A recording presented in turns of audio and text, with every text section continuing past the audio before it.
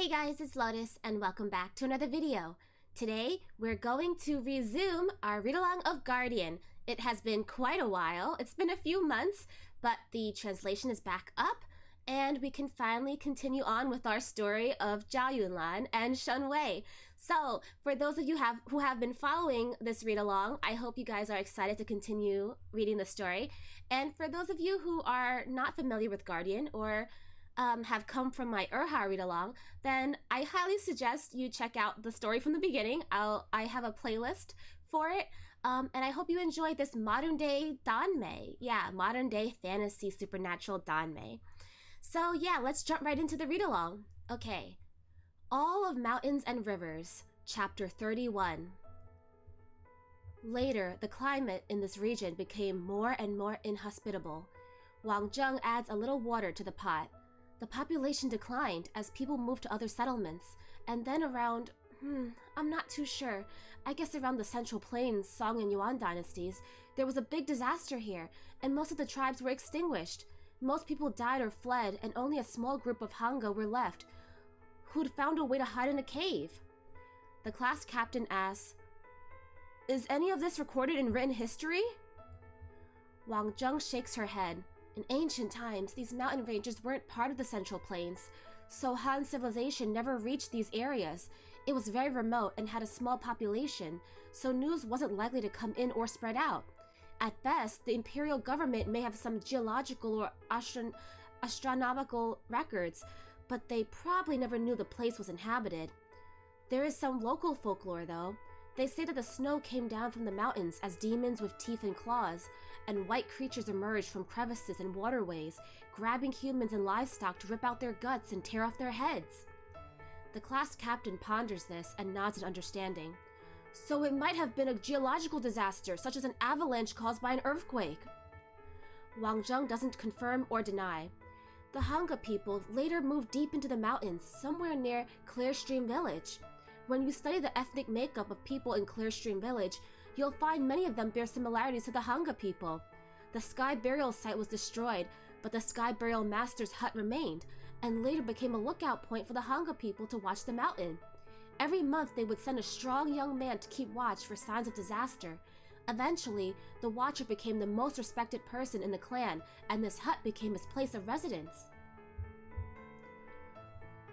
In this way, the watch house became a sacred place for the Hanga people, and when the time came for important rituals, the whole clan would come up the mountain and gather around the watch house. Little Spectacles asks, "Why haven't I heard of the Hanga people before?" Because their population was small, and they didn't intermarry with other tribes. They ceased to exist a long time ago, so nobody knows about them now. The students finally understand, and the beam pulse concludes. "Oh, I understand. It's tribal extinction caused by centuries of inbreeding." Wang Zheng doesn't comment, but her soft laugh makes those closest to her wince. Any normal person would find it difficult to talk to Wang Zheng. Even though she doesn't say or do anything eerie, her very existence radiates eeriness. Their curiosity satisfied, the students go to bed at Shen Wei's urging. Wang Zheng doesn't need sleep, and Da Qing is the most active at night, so the two stay awake, Da Qing on guard. Shen Wei is the last to lie down. He checks the door and windows, and even uses some tape to seal all holes and gaps in the hut. He reminds the students to stay warm and asks Wang Zheng if she needs more clothes. He puts out the fire so the water won't boil over. Only when all that is taken care of, he quietly gets into his sleeping bag. Zhao Yunlan fell asleep quite a while ago, while the boring history lecture was going on. With his earbuds still in his ears, his head is slightly tilted and his body is curled up. His face has a strong bone structure. When his eyes are open, he looks bright and alert, but he's also attractive when he's asleep. It's just that his face is a bit pale from the cold. Shen Wei gazes at him. Zhao Yunlan's sleeping face is open and peaceful. It's like even if the sky were falling, he'd still find a corner to fall asleep. Shen Wei is transfixed as he quietly watches Zhao Yunlan, his face softening. He carefully removes the earbuds, rolls them up and sets them aside. Then he takes Zhao Yunlan's jacket and wraps it around him. Go Changcheng is holding a snoring competition with another boy. Wang Zheng is tidying up the cooking pot and stove, some soft clinking and clanking echoing through the hut. Shen Wei exhales and settles on his side, turning away from the others. After a while, his breathing is slow and steady, as if he were asleep. But where no one can see, his eyes are wide open. In the dim light of the night, he keeps quietly watching Zhao Yunlan, as if he plans to do so until sunrise. Shen Wei has restrained himself for far too long. He can't help but indulge for a moment. With Zhao Yunlan lying so close by, his thoughts are out of control. He wants to reach out and embrace that warm body, kiss his eyes, hair, and lips, taste him whole, and possess his everything. Shen Wei's breathing trembles. His longing is fervent, like a person freezing to death would long for a bowl of hot soup. But he doesn't move a muscle, as if only thinking about it is enough to satisfy him. Daqing curls up into a ball next to Wang Zheng, tail wagging. When it's almost midnight and everyone is presumably asleep, he whispers, "Are those skulls or entire skeletons buried in the courtyard? Who were they?" Wang Zheng's plastic face is hidden inside her hoodie, as she hesitates before answering. "Just skulls. The Hanga always had a tradition of beheading." Daqing can't help but wonder, "So how did they go extinct?" "The little girl said it was because of inbreeding." "Don't use that stupid reason to fool me, silly girl. Even horses can avoid that problem. Are humans really too stupid to realize?" Daqing's whiskers quiver impatiently. "Besides, polygamy is popular in many ethnic minorities. Not marrying outside the tribe simply means the woman can't marry an outsider, and the man can't take an outsider as his main wife. That's all. How can you call that strict? And anyway, the tribe must have had a few families. They wouldn't all have been close kin to each other." Wang Zheng looks down at the cat and pats him on the head. "You're just a cat. Eat your cat food and dried fish. Why do you care about human problems?" Anyone who just joined the SIU would probably think that Wang Zheng isn't even 20 yet, but now, with her face obscured and her speech so old-fashioned, she comes across like an old person. Daqing rolls around comfortably like a cat would as Wang Zheng strokes him, but his eyes are still half open, gazing into space. The night deepens. The small mountain hut is silent. All that can be heard is steady breathing, snoring, and purring. Just after midnight, Zhao Yunlan suddenly opens his eyes, staring right into Shen Wei's gentle, spectacleless gaze. Shen Wei has a moment of panic and looks away, but Zhao Yunlan doesn't care and quietly sits up. He listens intently, then turns towards Shen Wei, making a "don't make any sound" gesture with his index finger to his lips. He peels himself out of the sleeping bag, grabs a torch, and heads outside. Daqing meows and scurries along. Shen Wei hesitates, but he's worried after all, so he follows. Once Zhao Yunlan is outside, he realizes the torch is redundant. The entire valley is illuminated by unworldly flames. On one side is a glacial mountain range, on the other a blazing inferno. They are still a few thousand meters away from the summit, but they can hear the crackling and screeching of the flames and feel the sting of fire scorching their skin. The whole sky is lit sunset orange. It's as if they aren't on Earth anymore. The flames engulfing the valley put people in a trance where they forget time and space. The whole courtyard seems to react to it, and the ground is trembling. The frozen soil cracks, exposing the skulls. They come in all shapes and sizes, and their empty eye sockets are flashing. To the sounds of bones grinding, the skulls all move to face in the same direction, as if arranged by someone. More and more skulls emerge from the ground, all strangely looking towards the scorching blaze as if worshipping it. As the ground is shaking, the bones make creepy, gnashing sounds. Zhao Yunlan extends an arm to block Shen Wei behind him and picks up the cat. "Fatty, be careful!" "That's hellfire!" Suddenly Wang Zheng stands behind them, her hoodie gone and the expressionless plastic face clearly visible. Shen Wei has yet to figure out what this plastic body is when Wang Zheng crumples to the ground. Shen Wei instinctively gives her a hand, and the doll lets out an indecent moan. Startled, the gentlemanly Professor Shen snatches his hand back and drops the doll. A girl in a white dress appears and says, "As guilty souls enter the gates of the underworld, hellfire burns and flares to welcome them. It is said that this is hellfire. It has come from the underworld to burn those who were judged guilty." Zhao Yunlan says, "BS, shut up." Wang Zheng points a finger. "See for yourself." The skulls have all turned around, and now they're looking back at them from the door. Their dark eye sockets send chills down everyone's spines. They open their jaws and jump around as if they were laughing. Everyone alive, including the cat, is getting goosebumps, but Wang Zheng calmly says, "My people, they all want to flay me, tear out my veins and suck up my blood." Zhao Yunlan takes out his gun. "Wang Zheng, get back into your body. Shen Wei, go inside the hut." Wang Zheng ignores him and sighs. "But..." she says miserably. I'm already dead. Are you on the rag? Stop babbling and go inside. Zhao Yulan grabs her ghostly form, violently stuffs her into the doll, and throws the doll to Zhuhong, who has been awakened by the commotion. The skulls open their mouths and pounce towards them. Zhao Yulan holds the door latch and fires 3 shots. His gun is probably not firing bullets. The skulls scream and turn into white smoke as they're shot. Zhao Yulan closes the door, but a skull is trapped in the gap. Zhao Yulan swiftly puts away the gun and takes out a dagger. He crushes the skull like an eggshell and slams the door shut. The skulls outside bash and bang at the door. They jump up and peer menacingly in through the window. A few students have woken from the noise. They see what is happening, but remain surprisingly calm. Any normal person would think they were just dreaming. Even Go Changcheng is quite calm. In this small hut, there's the invincible Chief Zhao, the brave talking cat, the fake monk who defeated the hungry ghost, the raw meat-devouring snake woman, and the mysterious Chu Shizhi who Go Changcheng still doesn't dare talk to.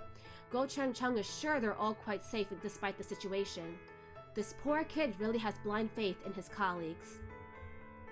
Okay, so to recap chapter 31, Wang Zheng is talking to the students that are on the trip, and she's just being really melancholic, kind of trying to figure out what's going on, and the students on the trip are trying to guess maybe the people here, you know, maybe they died out, the tribe died out because of inbreeding, but Wang Zheng seems to know the true answer, and it probably wasn't inbreeding that caused the tribe to die out.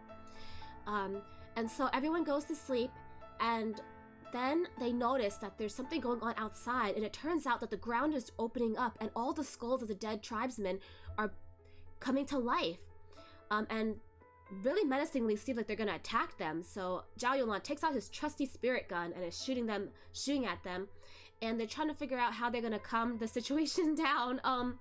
Who are they gonna confront? Like, there's just these skulls that have been reanimated. Wang Zheng believes that Wang Zheng believes that they are here to get vengeance on her, which means that she probably has some hand in their destruction. Let's keep reading. Chapter 32. Amitabha. Lin Jing and Zhao Yulan are holding the door together. The fake monk gasps, staring at the bouncing skulls outside the windows. I despair of a world in which even skulls are trying to act cute. What are these things? Zhao Yulan turns and asks Wang Zheng, what are these things that are coming for you? Not only do they bite people, they even try to bite you. Aren't they afraid the plastic will poison them? Lin Jing thinks Zhao Yulan might have said too much and tugs furtively at the chief's clothes. The class captain heard it and snorted, but then she notices her classmates' wry looks and realizes the situation doesn't call for laughter. She covers her mouth at once. In 1712, a civil war broke out among the Hanga. Wang Zheng stands up with the help of Zhuhong and covers her face again with the hoodie. The rebels won, and the old headman died. His wives and children and the 112 warriors who followed him were all beheaded according to the old custom, and their bodies burned. Their heads were buried in the courtyard of the watch house to be enslaved for eternity. Zhuhong stares briefly. So these are their skulls in the courtyard. The skulls keep bashing against the door. Zhao Yulan gives Chu Shizhi a look. Chu Shizhi instantly takes off his windbreaker. The sweater he wears underneath is quite unusual, with lots of pockets that make him look like a walking storage bag. He pats down all those pockets, then counts out like money a dozen yellow paper talismans marked with cinnabar powder. He sticks one on each corner of the door. The talismans shine with a faint white light, and the skulls stop banging at the door. Then Chu Shizhi starts sticking talismans on the windows, walls, and all over the hut, as if he was posting advertisements. The skulls outside feel the power and move away, not daring to bash against the hut again. Zhao Yulan stops holding the door shut. Despite the freezing cold, he's soaked in sweat. He sits beside the stove, tears open a bag of milk powder and pours it into the cooking pot with mineral water. To Wang Zheng he says, let's all drink some milk, and after we finish, you have to explain to me what's happening. I'm sorry, is all Wang Zheng says. Her lips are pressed firmly together as if she'd rather die than say anything. When she finally has to, she says only one sentence. Open the door and throw me out then. No matter what's out there, it won't hurt you if I'm not with you. Zhao Yulan asks calmly, do you hear how ridiculous you sound? Although Wang Zheng looks scary, she has a serious and gentle temperament. She doesn't talk much and isn't close to anyone, but she's always polite. She rarely says hurtful things like this. Now she's conscious of losing her temper. After Zhao Yulan's comment, she bows her head and simply stops talking. Chu Shizhi stands beside the window, and watches to make sure the skulls aren't coming back. He signals to Zhao Yulan, "Have someone stand here to keep watch, and the others can go back to sleep. These things aren't a big problem, no need to worry." The crisis has only just passed, and already one of the students, the beanstalk guy, is looking for more trouble. "Professor, can I go take a few pictures? Not outside, just from the window." Shenwei really wants to know how this kid grew up to have such a sense of adventure. An indecently grabby hand comes after Shenwei's shoulder, and Zhao Yulan leans in, lowering his voice. "It's not against the rules to take pictures, but you should know they used to say cameras can capture the souls of people.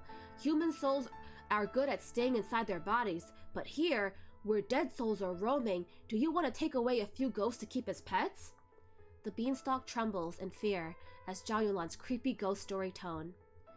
Zhao Yulan smiles and continues, "I guess you could bury them in flower pots, and then whenever midnight comes, they'll come out and start gnawing at the pots, gnawing at your table when they've eaten the pots, gnawing at your bed when they've eaten the table." Zhao Yulan trails off, and the beanstalk squirms in discomfort. Shenwei's mouth twitches. "Are you all right?" The boy's face looks uneasy, and he stutters, I have to pee." So scared that he's wetting himself? After a stunned second, Zhao Yulan starts howling with laughter. "It's only 3 hours till sunrise," Chu Shizhi says. "Don't worry, my talismans can last for 5 hours, but you better wait for dawn to go to the toilet. If something wants to bite you, pee on it. Virgin pee repels evil spirits. It probably won't kill it, but maybe it'll give them a concussion." Wang Zheng says softly, "I can stay up and—" Zhao Yulan interrupts. "If something goes wrong, you won't be able to stop it. Let me do it." He takes out a wind-resistant lighter. "Anyone afraid of secondhand smoke? If not, I'm gonna use this little precious to stay awake." The students are surprisingly calm. They giggle and return to their sleeping bags. Perhaps Zhao Yulan makes everyone feel very, very safe, or maybe they weren't fully awake. Shortly, the hut is all quiet. The only sounds come from the skulls rolling on the snow outside. Da Qing, nestled in Zhao Yulan's arms, closes his eyes. Wang Zheng sits in a corner at the far wall, deep in thought. The torches are all turned off, and only the talismans are faintly glowing in the dark. Zhao Yulan stands beside the window where cold air comes in through a small gap. He turns to block it with his back and lights a cigarette. He thinks back to when he was woken up by the weird noises. He remembers seeing Shenwei gaze at him, but Shenwei looks too embarrassed, so he pretended not to notice. Zhao Yulan is almost certain that Shenwei didn't just wake up from the noise, and he didn't look like he was an insomniac either. His expression is a complicated mix of serene and sad. It's as if he had been staring at Zhao Yulan all night. Maybe Shenwei likes men and is interested in Zhao Yulan. Zhao Yulan would consider that normal. He thinks of himself as not too shabby. He has a stable income, is of a suitable age, not too old and not too immature. Though he suffers from mild machismo, he usually does care for other people's feelings, and he never shows his savage ill temper to people he's not close with. So people who aren't around him day and night tend to be under the impression that he's nice and capable.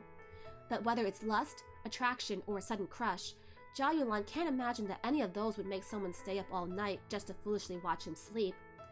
Zhao Yulan thinks of the first time he met Shenwei. He must have had a deep connection with Shenwei due to some circumstance he doesn't know about. But when was that? Zhao Yulan is lost in thought for a long time, until the entire cigarette has burned down. He twists it out and carelessly throws it out of the window. The cigarette hits a skull, which turns black, twitches twice, and stops moving. Before he was 10 years old, he didn't understand anything, probably even had trouble telling men from women, so nothing could have happened then. At worst, he'd have smashed some people's windows with stones. For the time when he was older, his memories are clear and coherent. He remembers causes and consequences in sequence, without memory holes or any confusion. There are indeed ways to mess with someone's memory, such as hypnosis or other, secret techniques that Zhao Yulan can think of, but these methods only prevent the person from recollecting the altered memories. Human experiences are incredibly complex, and only the affected person can know in detail what happened. For instance, if a man had a car accident, when he looks back, he'll realize the accident happened because he was running late. And why was he late? Because he had a stomachache and was stuck on the toilet. Why did he have a stomachache? Because he ate too much greasy food. And why did he eat so much? Because his fast food coupon was going to expire. If he kept going, he would think of who gave him the coupon, whether he got it from someone else or picked it up on the street, and so on. Every minute detail in someone's memory can be recalled from interconnected events. Even the cleverest manipulator can't possibly have a clear picture of other people's bowel movements, menstrual cycle, dating situation, and random jerking off, etc. If someone's memory is manipulated, these details will be obscured, and when that person tries to recollect them, it will appear unnatural. As luck would have it, Zhao Yulan is an expert on memory. He's known since childhood how fragile and crucial a person's memory is. When Da Qing handed him the Guardian Order token, the first lesson he taught him was to regularly reorganize his memories through meditation. Zhao Yulan is certain that he didn't know Shen Wei before they met. Then, perhaps the decent and charismatic Professor Shen is actually a stalker who has been in love with Zhao Yulan for a long time? But of course, Zhao Yulan knows that practically impossible. If anything, Zhao Yulan would be the creepy stalker. Or perhaps this Shen Wei is just a disguise, and he isn't an ordinary person at all. If Zhao Yulan can't find anything out about him, he's either really ordinary or really extraordinary. 3 hours have passed by quickly. By the time the sky begins to light up, the skulls have all fallen to the ground, no longer moving. The creepy blaze in the distance has burned out. Zhao Yulan gently pushes open the door and goes out into the courtyard to confirm that the sun has risen, day has broken, and the ghosts are gone. Then he goes back inside, rubs his face, leans against the wall, and dozes off. When it's fully light, he thinks, I'll find a chance to talk to Shen Wei. He falls asleep with the thought in his mind. Soon he's sunk in a deep slumber. Perhaps the whole ordeal of driving all day in the snow and being on edge earlier has really worn him out. An hour later, Zhu Hong wakes him up. Zhao Yulan realizes someone covered him with a blanket, and his eyes go to Shen Wei. But Zhu Hong interrupts him. Chief Zhao, do you know where Wang Zheng has gone? Ah, okay, end of chapter 32. So everyone is holed up inside the cabin because the possessed skulls are outside trying to break in. They put up some talismans to ward the doors. And everyone is just trying to calm down. Wang Zheng says, just let me go outside. They just want me. They won't hurt you if I go outside. But Zhao Yulan's like, no, I protect my own. I'm not letting you go outside. Everyone just stay calm. And so while they're all just inside and they're all trying to go back to sleep, Zhao Yulan takes first watch. And while doing that, he's thinking about why Shen Wei had been watching him sleep. Now, he's flattered, of course, because he adores Shen Wei. But he's like, but Shen Wei looked at me as if he recognized me or had a deep connection to me, but I don't recall meeting him. Is he maybe not human? Did he know me from a past life, mayhaps? So, Zhao Yulan, you're on the right track. Just gotta keep going a little bit. But yeah, I can't wait for Shen Wei to finally just come clean and really be honest with Zhao Yulan, because then that will make their relationship just more stable. Right now, they're still in the awkward dating phase. They're not even dating. It's more of a one-sided pursuing from Zhao Yulan's side. But, you know, Shen Wei is really willing to date Zhao Yulan, so I just can't wait till they finally start being more intimate. But yeah, so, like I said before, we are back on track with our Guardian read-alongs. I hope that everyone is excited to keep reading this series with me. I know it's not as big as Urha, but I hope that all the same you will still enjoy. So that's all for today, guys. I'll see you guys next time. Bye-bye!